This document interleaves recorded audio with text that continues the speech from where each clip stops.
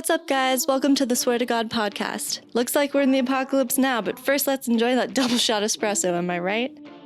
Every week we dive into culture and conversation to chew the flavor out of, from politics in Washington to pop culture in Hollywood. If you know who Mitch McConnell is but still spend most of your rent money on concert tickets, you are not alone. You're in the right place, my friend. Welcome to the Sinners Club.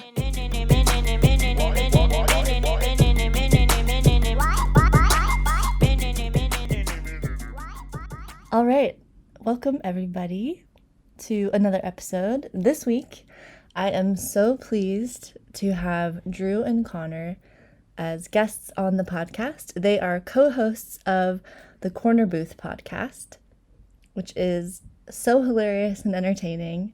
You should definitely check it out. I have all their info linked, and I'm going to play their trailer for you here in just a minute.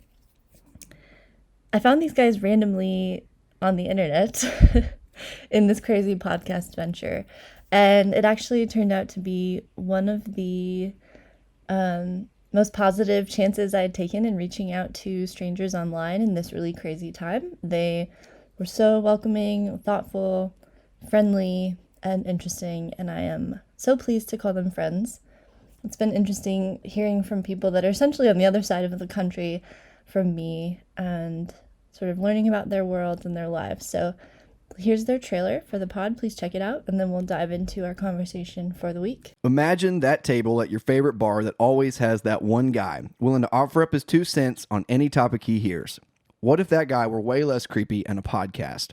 I'm Drew. And I'm Connor. This is the Cornerbooth. Sit down with us and ask us anything you want. We'll answer it as confidently as anyone who actually knows what they're talking about. One thing you're going to learn about us, and quickly, is that we love beer around here. We live down in Birmingham, Alabama, so we have a lot of great beer at our disposal. We want you to be able to drink along with us, so what we're going to do is we're going to tell you about what we're drinking at the beginning of each episode, and that's what we're going to drink the whole episode. I hope our input doesn't make you question your choice of bar as much as that creepy guy does. Okay, you guys, this is my time to shine in the beer world. Okay. I put a lot of pressure on myself. I really want to thank you for coming on the pod and agreeing to a question from a stranger. But I listened to your podcast and I realized that you guys are really smart about this because you drink during every single pod that you record, right?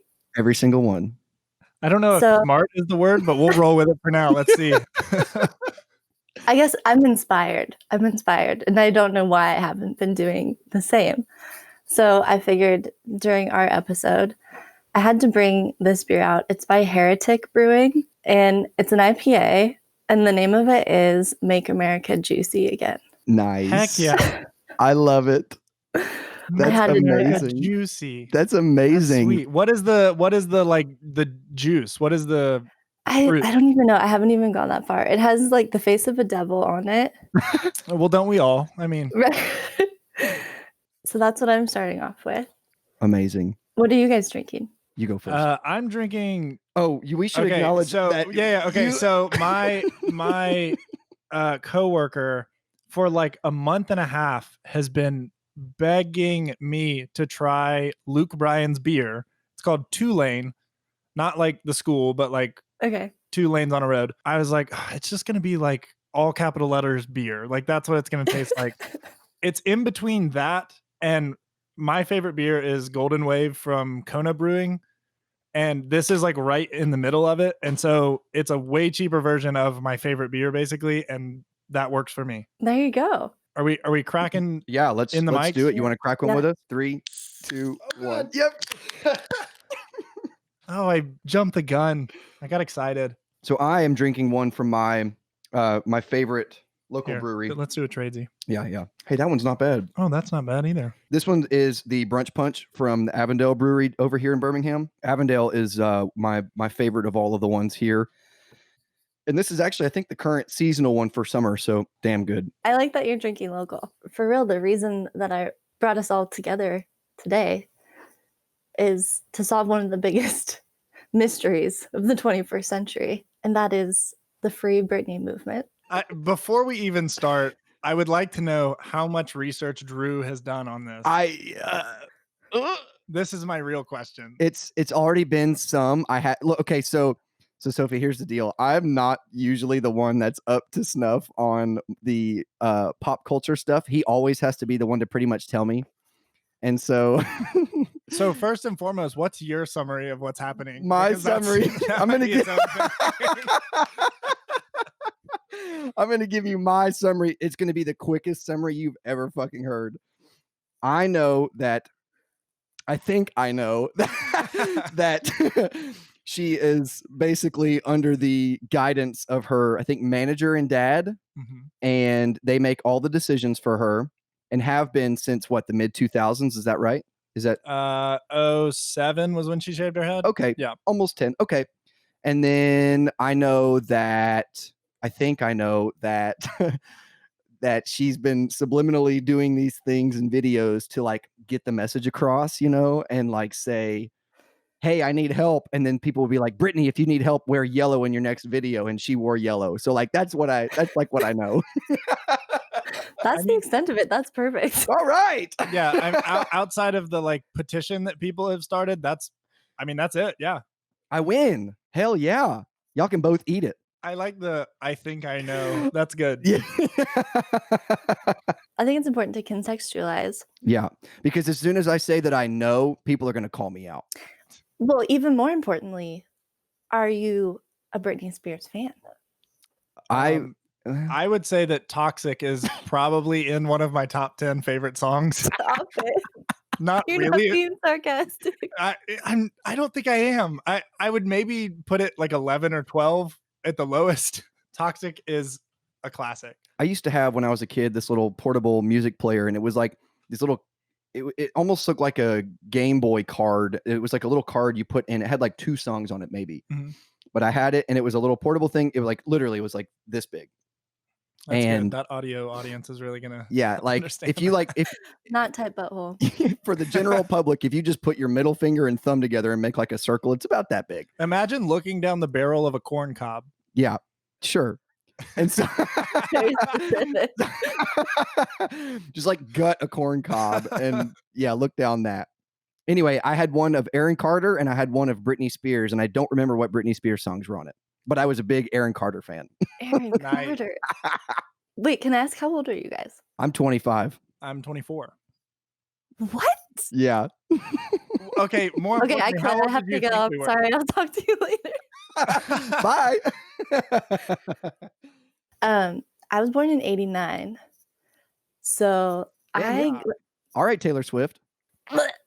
Sorry. Oh, Maybe I grew up a little bit more with B. Spears. Like, I remember I owned a Matchbox 20 cassette tape. I saved up all my money to get my first cassette. And then my first CD I owned, I think, was one of her first CDs. I remember the picture, the album, the beads. Iconic. What was your first like CD that you owned? Drew? My first CD that I owned, I always get it mixed up, but it's between My Chemical Romance, Welcome to the Black Parade, or Green Day, American Idiot. It's one of those two. Good one. Yeah. What a good place to start like your musical journey. Oh yeah, it was the best. Still relevant too. That Still album. relevant. I remember being so proud of myself buying Now 6, but it had that one Shaggy song on it. It wasn't me. She saw me doing in the bed. Right? Yeah. It wasn't me. I think I'd have to listen to it. That's how I learned the wording. Absolutely know that song. I bet I do. I just have to listen to it, I think. She was there to my incarceration. That's how I learned the word incarceration. But my mom hated nice. it.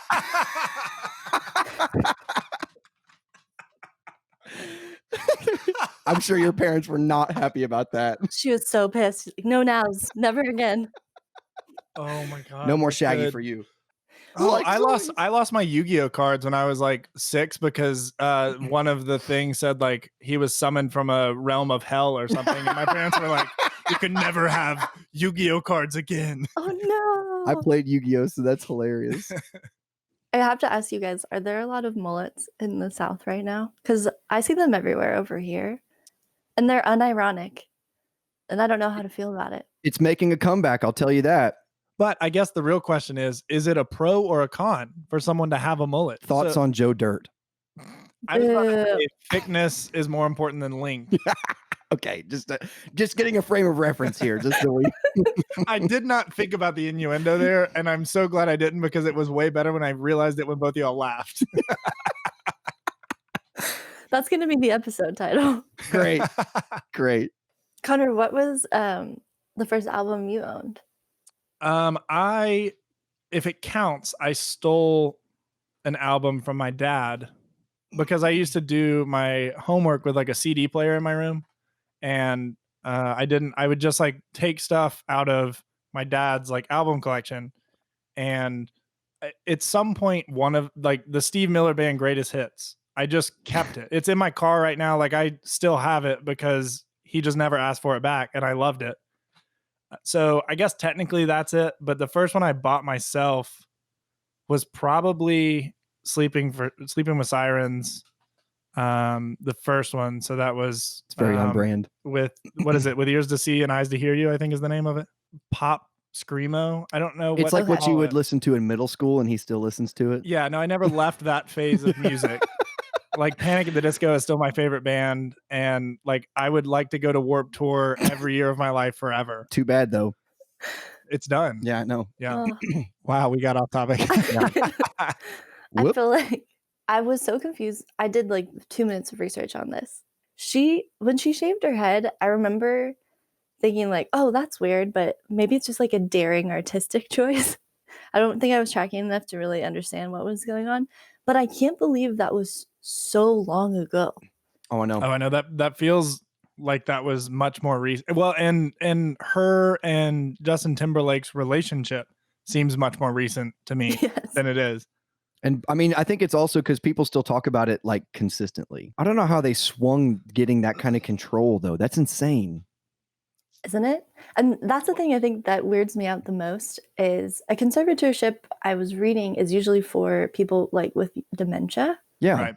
That are just, they cannot provide for themselves. They're going to make horrendous financial decisions. They can't, put food on their table, which doesn't seem to be the case because she has had like one of the most successful Las Vegas residencies and gone on these world tours and released albums. Maybe at a point it was necessary. If she was in like, I mean, that's as much of an emotional hole as it was publicized that she was.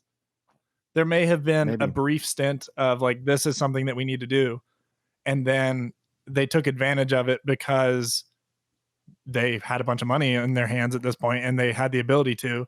So why not run with it as long as we can? And if you can build this narrative of, oh, she still needs this to happen, we still need to give her these medications. Anytime she does something like weird or unreasonable, that's a sign that she didn't take her medication. Like people are going to continue to believe that until something's proven otherwise.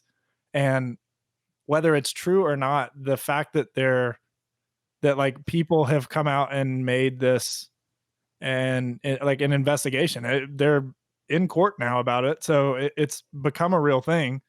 But the fact that it's come out and become so public has brought outside attention to it, and it can be assessed on like a real level rather than just here's a bunch of kids on TikTok saying that Britney's like fucked up in the head and people are controlling her life and stuff. So I don't know. It's good either way because it's going to either get rid of the power that her manager and dad have over her, or it's going to like quell the people that are so up in arms about it. Yeah.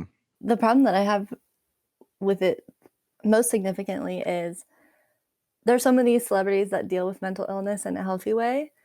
And this seems to me to be her father, who I think I read he takes like $130,000 salary for maintaining all of this, which convenient, as an alcoholic, you can put your daughter through that and then take money from her estate.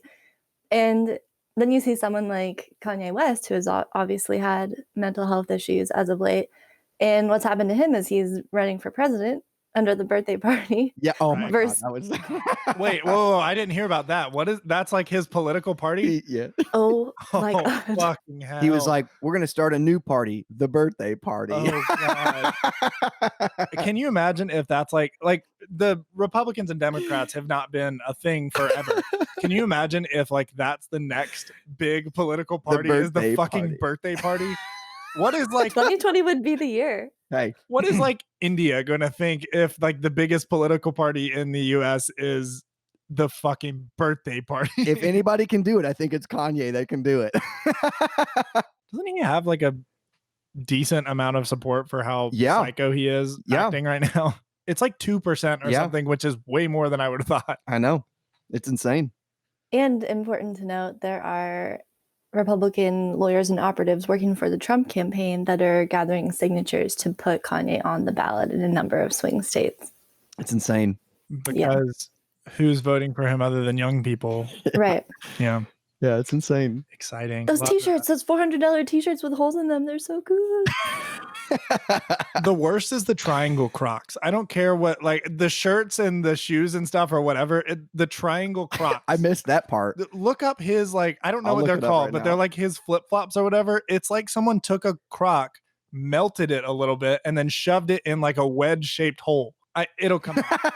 Does it not look like a triangle? Have you seen Westworld? This looks like those Yes. it looks like those white like robots that they had that were making the extra yeah. That looks like that. Wait, hang on. One more time. What noise did they make? I think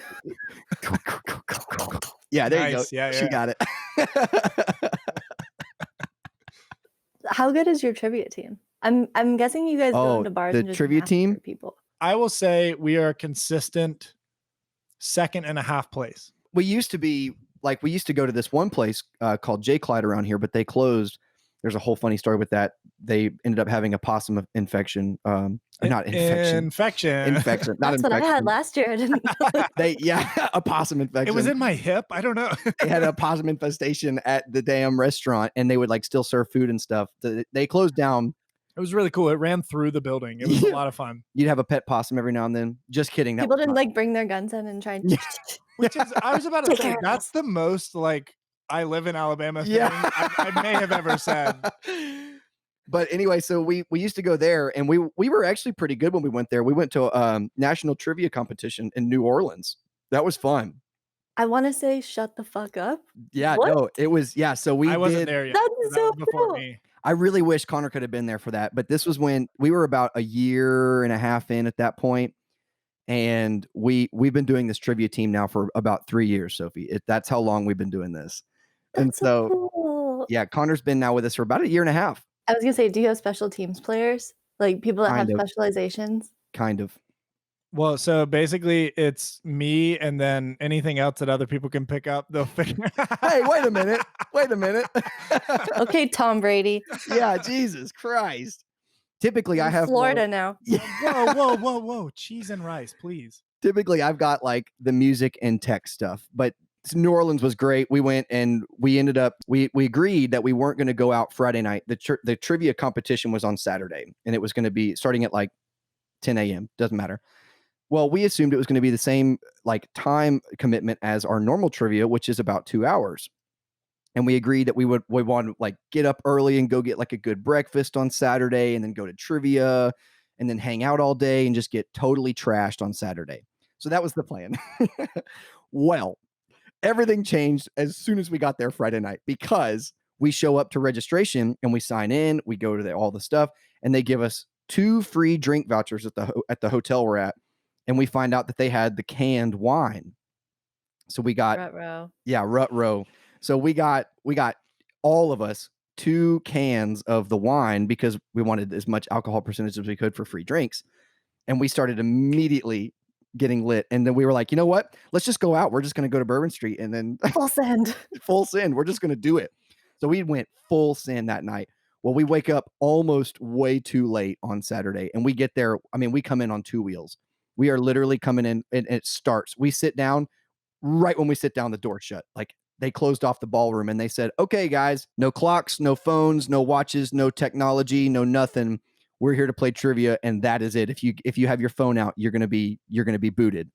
And we were like, oh shit, they're not playing. So we turned off all our phones, we turned off everything. So we had no sense of time. We were in a big ass ballroom with 1,000 fucking people, with no clocks, no windows, no nothing. And we were in there for 5 hours playing trivia. Jesus Christ. Hung over as hell, and we're all like, we have got to get out of here. wild. It was the most insane thing ever. It was nuts. It was one of the best trips I've ever had, but it was insane. We had a bunch of the old guys that were playing, and they had the dumbest fucking names for their trivia team. Ours was awesome. It was the Bioys. Now we're Sweet Meat. We had an interim name called the Beefcake Daddies, and that was because Lizzie liked it about something with, I think it was Shrek. Or no, the Hulk. It was about the Hulk, and it was it was a BuzzFeed article. It was 19 reasons why Hulk is a beefcake daddy. Yeah, it was something like that. And so Lizzie wanted to be the Beefcake Daddies, and everything so we were that. About the sentence. It was a BuzzFeed article about why the Hulk is a beefcake daddy is the most BuzzFeed thing you could have said. Yeah, that's like pure prime BuzzFeed. Bruce Banner can get it though. Hey, you're not wrong. Oh my God. You're not wrong. You're not wrong. We had a trivia jockey named Adam, and he was the absolute best trivia jockey you've ever met in your entire life. We loved Adam. A TJ. He's the guy that asks the questions. Wow, I sounded very northern. I am not northern. Shame. Shame. I'm from Nashville. That's Oh, wait. That actually brings up a good question. What? Do your like stereotypical accent for us, because I want to hear. Oh yeah. Oh, you're talking to me. I thought you were talking to me. Yeah. No, go ahead. Yeah. Do I have one? I'm like, I don't know. Just like really overdo it. The way you expected us to sound, like if we were expected you guys to sound. Oh yeah. Honey. I'm from Alabama. You know, I didn't want to come on this dang here podcast with you, bitch, you Yankee fuck. Get out back. We're going to ride some hogs. Right.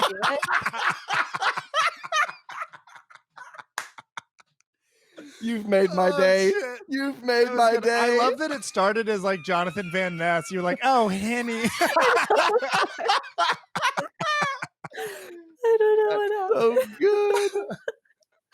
Well, I knew you guys would be cool after like our first phone conversation, when I think I just immediately insulted you by being like, is that true of people from the South? Hey, we're shut up, bitch. No. We're totally used to it. That's amazing. Oh, that's good. I listen to the liberal redneck a lot for his political commentary, and he's like, all you fucking people need to stop it. Just stop it. The South is not like Unicornville. We're part of this country. Get over it. Like, yeah. Okay, I'm sorry. Well, and it's all like the big heavily, like we're smack dab in Birmingham, so we're in a very heavily populated area. Yeah, but that's not where I grew up. Well, but what I'm saying is like that's not the majority of like what people think that we are. So, but yeah, well, yeah, we live in a very I would say like northern feeling South place. Totally, big time.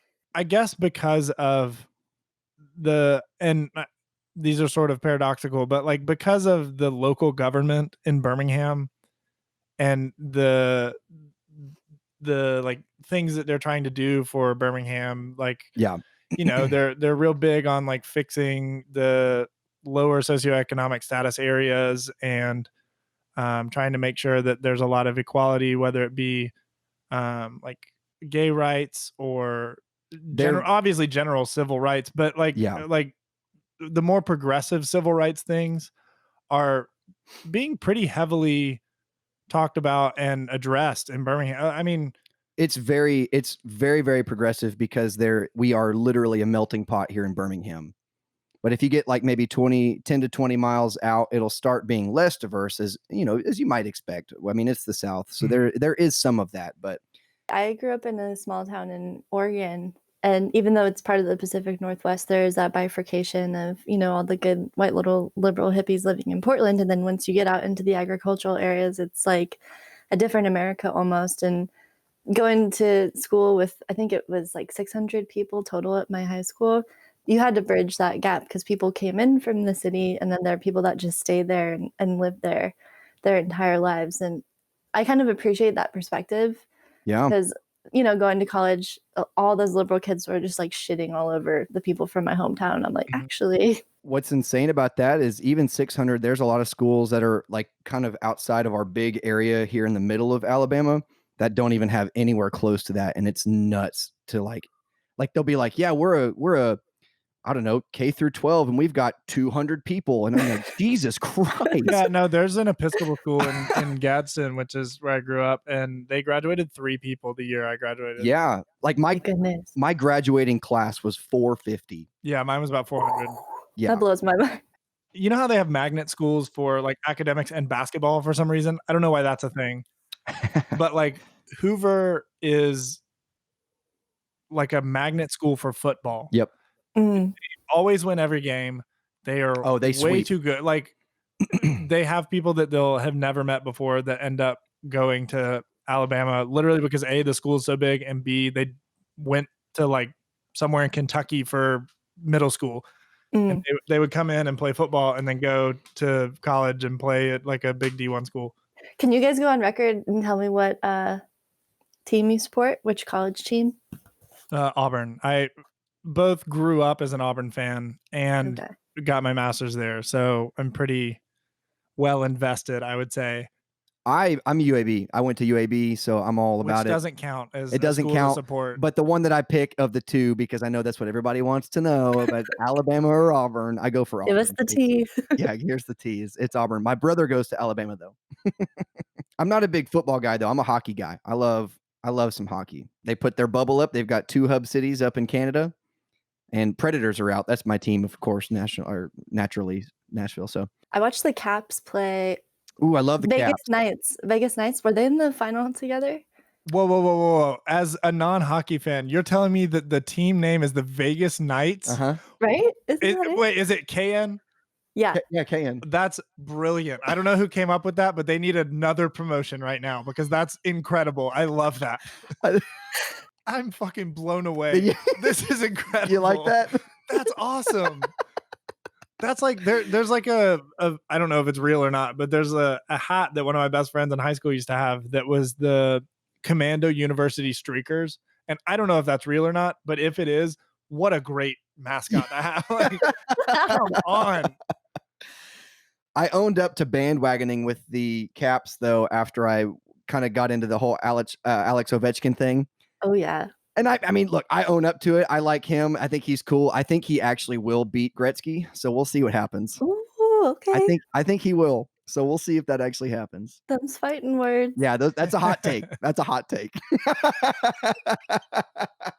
I feel like you have to have some hair on your chest to play in the NHL. Oh, you better. I think about. Yeah, Sorry. you better. It's other people's hair and teeth on your chest. Like, well, you're not gonna. Like there's too many fights. I'm about to say you're not gonna have any teeth if you play in the NHL, but you better have some damn hair on your chest. No, I'm saying in your chest. I don't like the people that are pushing to like, hockey's too violent. We need to clean it up some. I'm like, you need to just stop watching the sport then. Yeah, they already did that to football. Yeah, that's a whole other thing. Yeah, can we debate club that actually? Let's do it. Sure. Hit it. Time for indulgences, ladies and gentlemen. That's what I'm talking about. Wait. We are now paying our penance at the Center's Debate Club. Okay, now, from the beginning. Hit it, boys. I'm a little girl about it, and I'm like, I want to protect their brains. But I feel like I don't understand the sport enough to get how detrimental it is for people watching, how it affects the plays. To me, the targeting rule. Okay, let's start from the beginning. Targeting is a relatively new penalty that they have, which basically is you can't use your helmet to make any contact with someone else's helmet. And sometimes they'll call it if you don't even hit them in the head. Like if you use your head actively to make a tackle, that it's a penalty and they review it. And if it ends up being ruled intentional, you get ejected from the game on top of the penalty for like yardage. Isn't it like if you put your head down? Most of the time they've started throwing the flag for that. Yeah. But I would say probably 80% of the time it gets turned over as like non-intentional and they get the 15-yard penalty, but you can stay in the game. Yeah. Cool. But I think the point there is we're going to err on the safe side and say, just don't lower your head. But really the main thing is like helmet to helmet contact is what it was intended for. Because there's obviously a lot of issues with like concussions in football and people have career ending injuries from helmets hitting any part of their body. People have had their helmets hit them in the knee and it'll shatter their knee and they can't play anymore. Yeah. And stuff like that. But a lot of the newer rules that they're having are intended to protect players after they're done playing the game. So like linemen are required to wear braces on their knees so that they don't like turn 41 and they literally can't walk anymore because their knees are just ruined from the amount of impact that they've had and things like that. And I get to a point, things like that. But when you start taking the big plays out of football, if you look at like highlight reels from 2005 versus 2017, it's a totally different level of like what's considered a highlight. I remember it was in the USC UCLA game. And like it must have been 2004 because it was the year that Matt Leinart and Vince Young were in the national championship. It was a great game. That was the first national championship I got to stay up and watch all of. But there was a guy that got absolutely leveled. Like he literally flew 10 feet and landed on his head. And like still to this day, I remember this play. It was, Oh no. I've never seen it on a highlight reel. Like it was not that big of a play, but for whatever reason, it stuck with me as like the greatest hit in football history to me. Little foosball. But yeah, so Bobby Boucher. I think that it takes away things like that. But overall, if you like football, you shouldn't be watching it for the like times that people get hit and have to be carried off on stretchers. Like that is not why you should be watching football if you truly enjoy football. So I guess the push for let's get rid of these like crazy restrictive rules is the same thing as people who like watch NASCAR for the crashes. Yeah. You're like supporting the sport for the fuck ups more than you are for the actual game itself. And I don't know. I think it goes back and forth to me. I think a lot of my understanding of like for football, I'm not a big football guy, and you can totally correct me if I'm wrong. Like what I understand is like there's a lot more strategy to it than the way that I see it. And so I think that was why a lot of the push was to get some of the like the more violent stuff out of the way.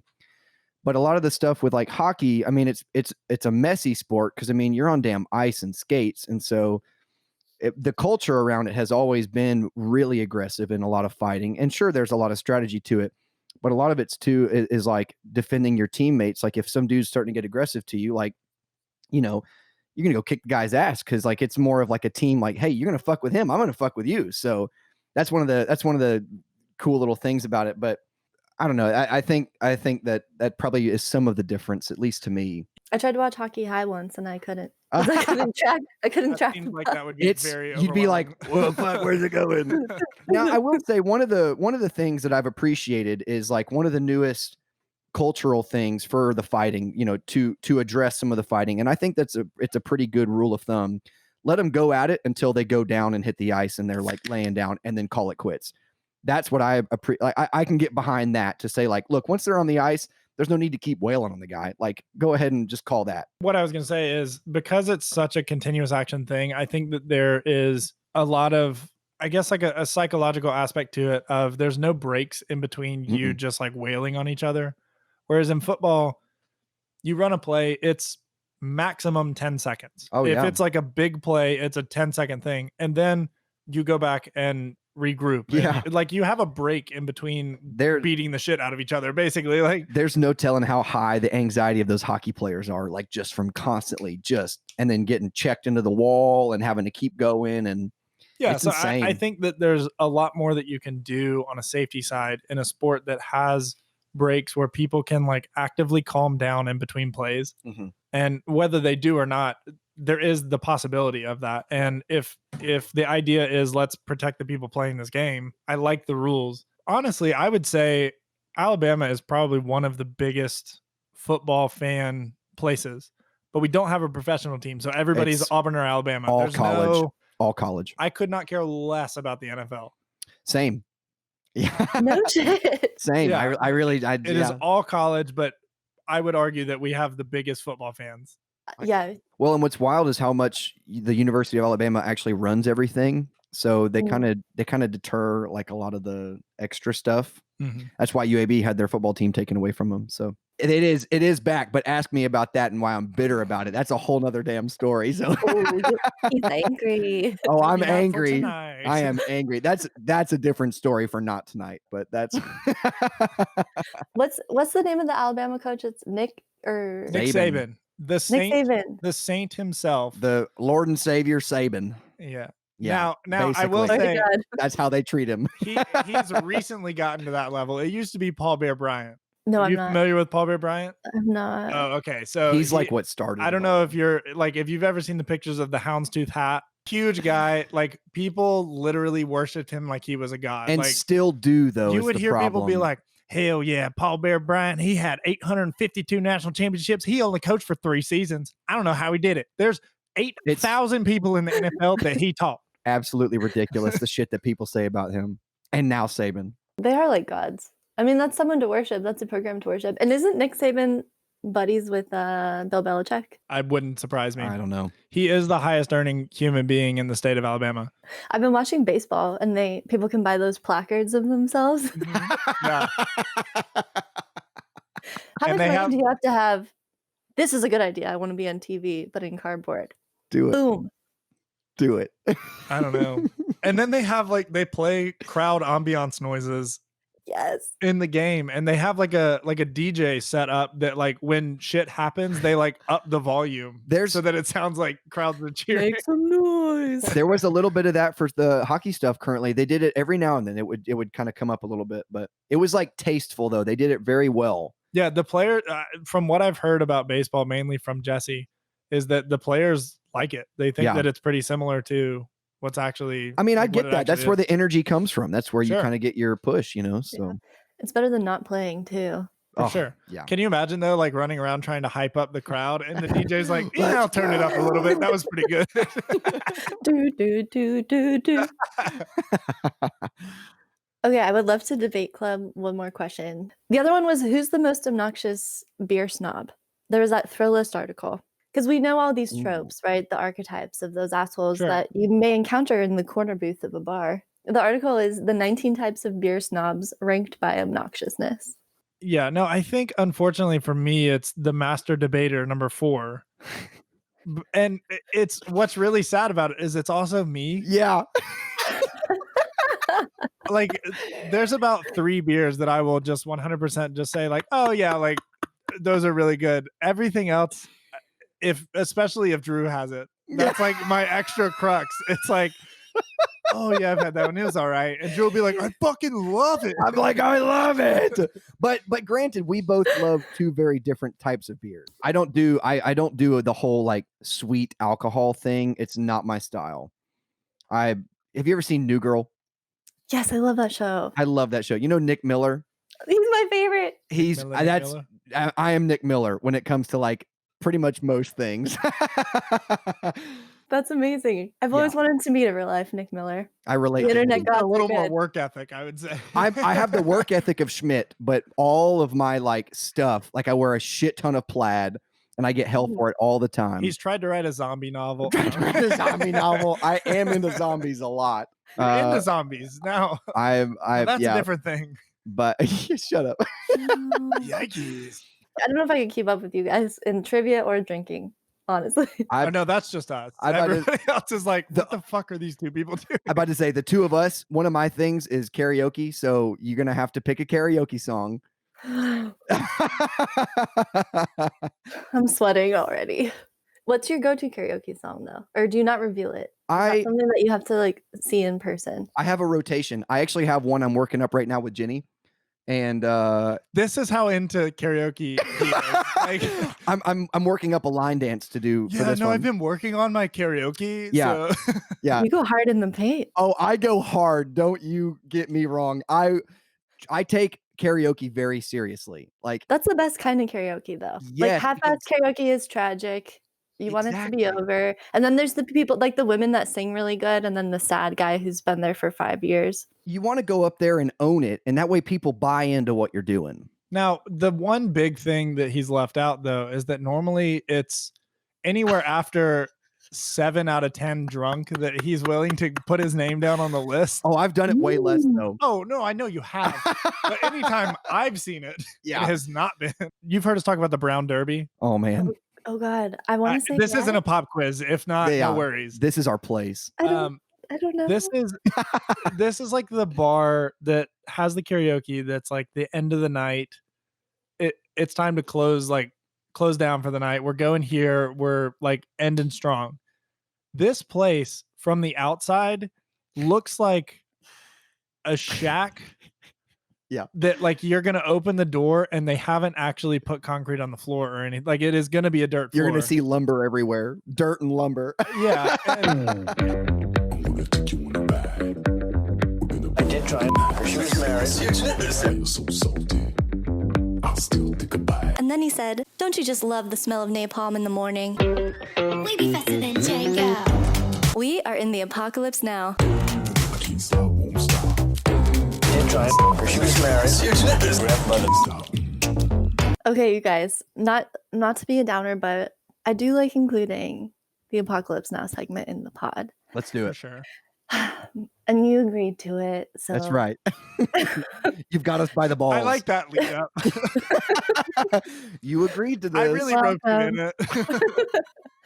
Have you guys seen that movie, Apocalypse Now? Mm, No, Nope. I've seen Armageddon. Does that count? Same. Yeah, Okay. same idea. great. Then I've seen that.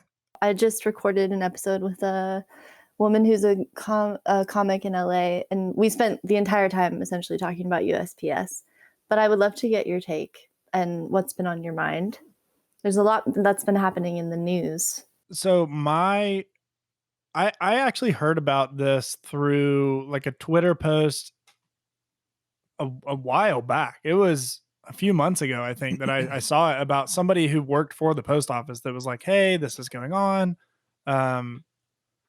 Basically, like the new postmaster general is not going to be doing good things for the post office because he has a personal invested interest. And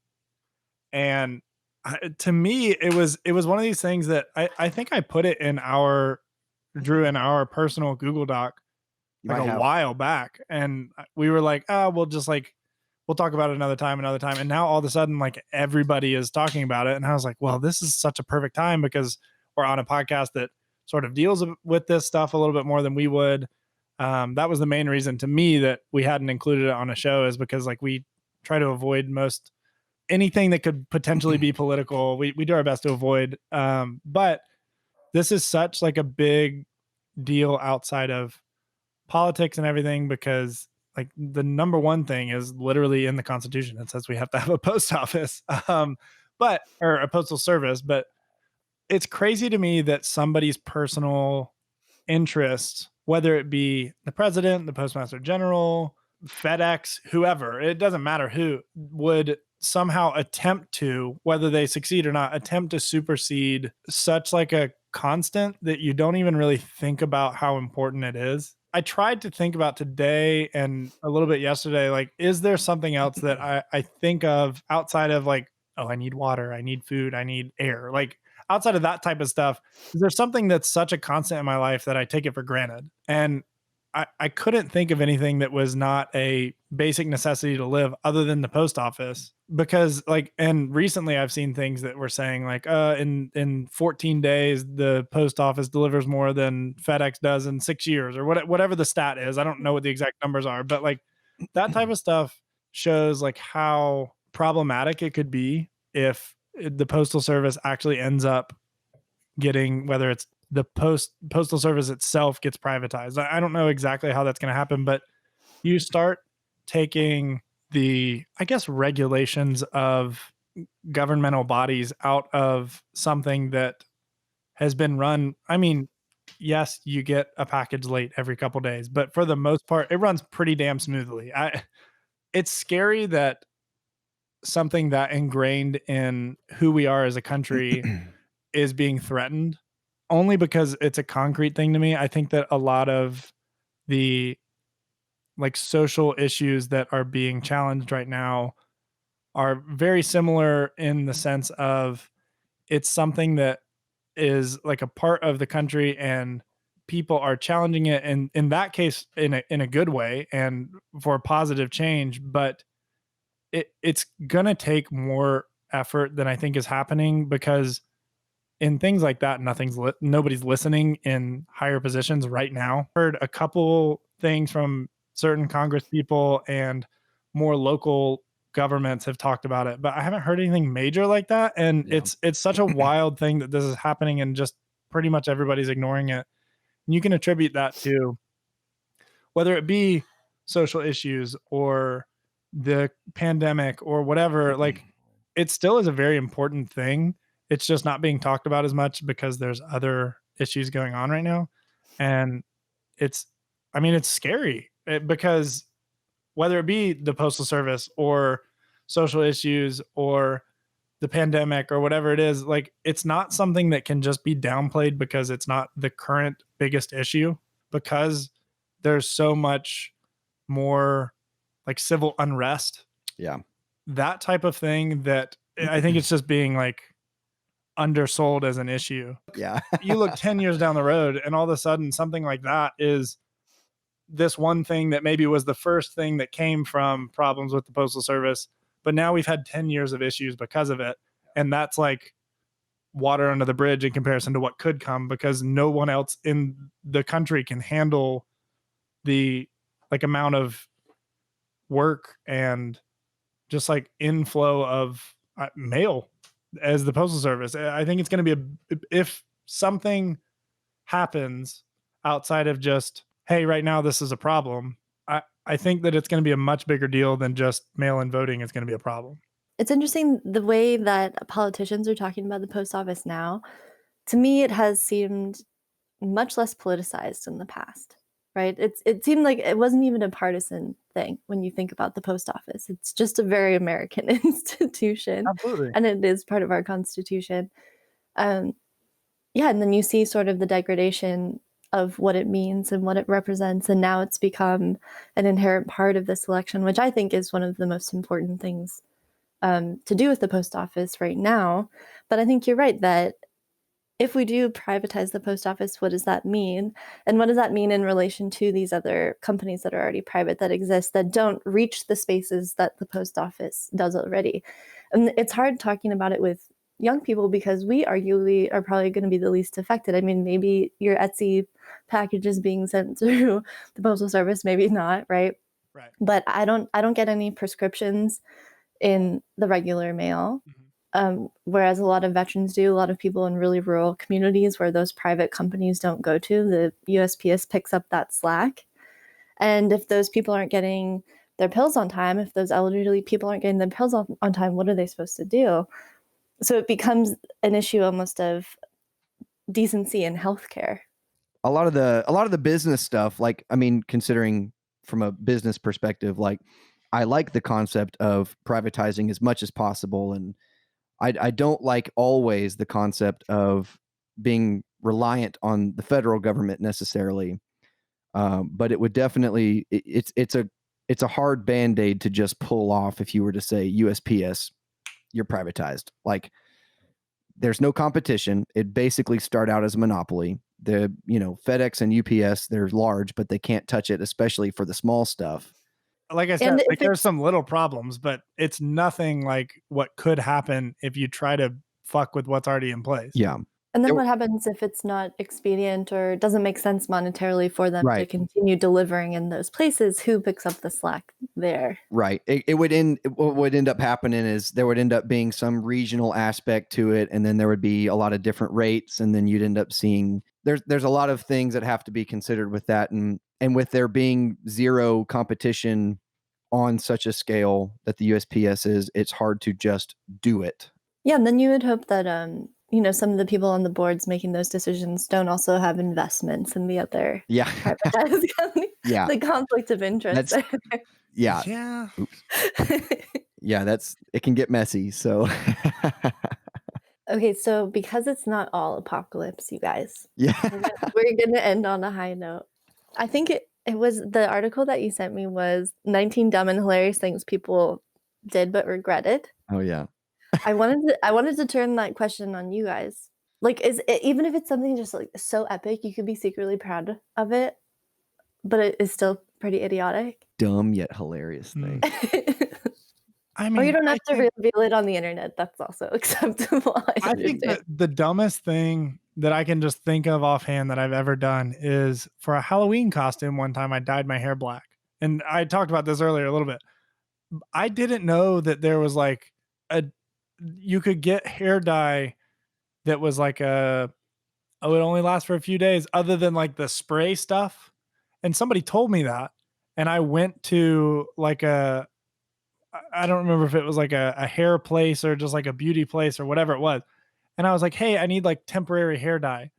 But when you buy like real temporary hair dye, quote unquote, it's like 3 or 4 months. It's not like temporary in the sense of like, oh, it lasts 24 hours. And so I dyed my hair black on accident for like 3 months because it didn't come out of my hair the way I thought it would. Did you look I'd like say that's pretty Dracula? dumb. Well, funny you should say that because I don't know if you remember the books about Vladimir Todd. It was like the 5th grade version of Twilight, kind of, but without the romance. I think I don't know how to say that because if you take the romance out of Twilight, it's nothing. But like, it was basically a story about a vampire in middle school, and it came out like when that was the maximum that my reading level was.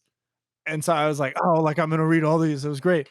And then in high school, I thought it would be like a funny costume because it was like modern day goth vampire. You don't dress like the stereotypical vampire. I bought colored contacts. Like I went the whole 9 yards for it. And Ooh, then, that's commitment. oh yeah, it was, well, it didn't take much to convince me to buy purple contacts. I won't lie, but I absolutely like went all in and I bought what I thought was like 24-hour hair dye and it lasted for like 4 months. The grow out must have been epic. Oh, it was good. I looked sort of like a very one-note tiger or something. Trying to think. I've not really done like super dumb things. All I can think of is the most embarrassing thing I've ever had happen to me. And I'll talk nervous. about that. I was gonna say, do you want to share? I'm nervous. Oh, absolutely. No, my most embarrassing moment in my entire life. I was a band geek in high school and college and all through everything. What did you play? What instrument? Trumpet, super loud and That's aggressive. not the worst. That's not Yeah. the worst. If you're Oh, gonna I be a loved band it. geek, Yeah, but it feels fitting too. Like, Oh, it's totally fitting. I have people call me like on it all the time. They're like, "You look like you played in band." I'm like, "Yep." Can you guess the instrument? And they'll always guess trumpet every single time. well, it's more because you'll be like, yeah, can you guess the instrument? It's that or drums. It's usually that or drums.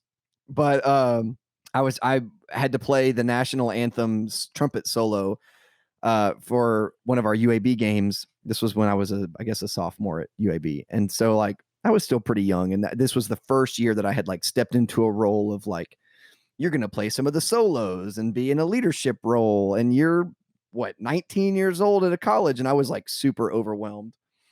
And I always had it's a big deal. I had a lot of performance anxiety about it.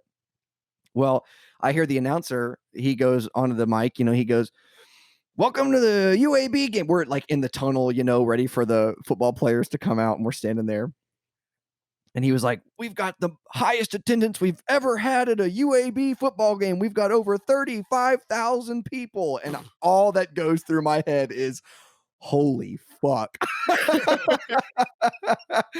So we start playing the national anthem, and I know I'm playing the solo. I'm the one out of 250 that's supposed to play the solo. And I just botch the whole solo, and I was heartbroken. And I remember we finished playing and we were standing at like the attention that you see the band standing in, before the football players run out and you start playing the fight song and all this stuff. And we're standing there and we're like, just like waiting. And the band director, I can see her out of the side of my eye, just like she's leisurely walking to me. And she walks right up to me and she literally side hugs me and pats my shoulder and says, "It's going to be okay." Which made it so much worse. And I said, "Fuck off." I said, "I want to be pissed right now."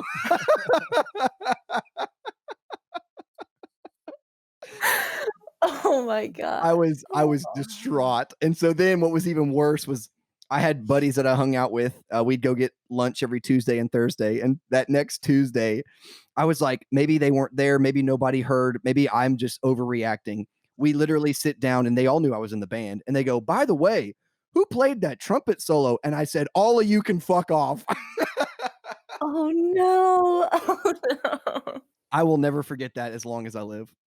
That's tragic. That's so I don't know that I shitty. really had any public embarrassment like that. That's Over tough. 35,000 people heard me mess that up. Yikes. That bad.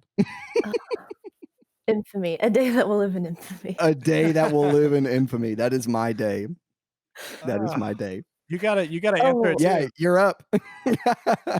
Oh God, I don't know what I want to share because I feel like I've spent the past couple hours with you guys not totally stepping on my dick yet, you know? Full set. The only other thing I could think of was to relate to Connor's Halloween story. I'm 6 feet and I'm tall and lanky, and so I dressed up as Robin Hood, like with a mustache. Like And Harry Elwes? yes, Yes. yes. And I had the hat and everything. I think I even had like velvet on, and Nice. Halloween's my favorite holiday, but this was 7th grade, and I didn't realize that people stopped fully dressing up and started partying in 7th grade.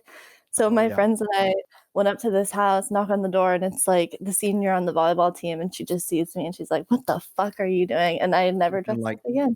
A little piece of fabric that like barely covers like Yeah. nipples It barely couples. barely couples. I was about to combine covers and nipples. Couples, yeah. Couple. So I was never the cool girl after that. I mean, not that I would have been, but that was the end of everything. For Yeah, me. but that's no fun because then you have to like maintain that. Yeah, right. The entire facade. And then to wrap up, you guys, can you tell people where to find your podcast? Absolutely. Every time I have to look it up. He's got to Hang look on. it up. I'll tell you that.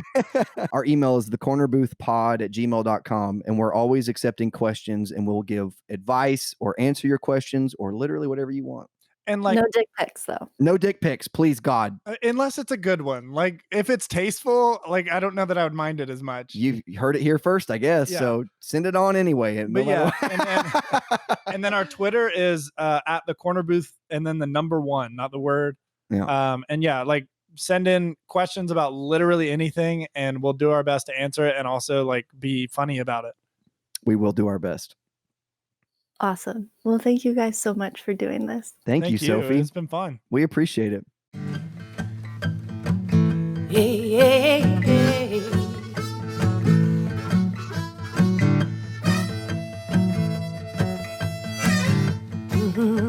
Hey, oh, na na na na na na na. I'm gonna roll down the river now, and I ain't taking anybody back where we're going from. Yeah. 'Cause where I'm headed to, I know. Gonna roll down the river now. Ain't taking no burdens on my way. Gonna head back to the heaven place. Gonna find my face by the swollen face of rolling down the river now.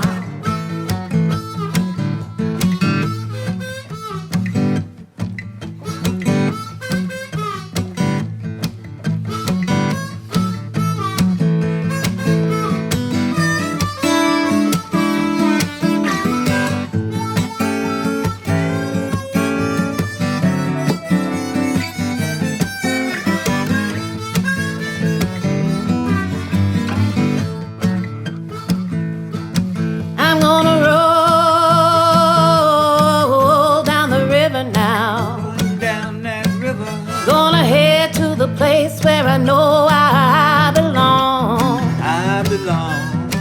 I'm gonna see my heart beating with the freedom of the love of the home that I know is where I'm from. Hey, hey. I'm gonna roll down the river now. Down the river now.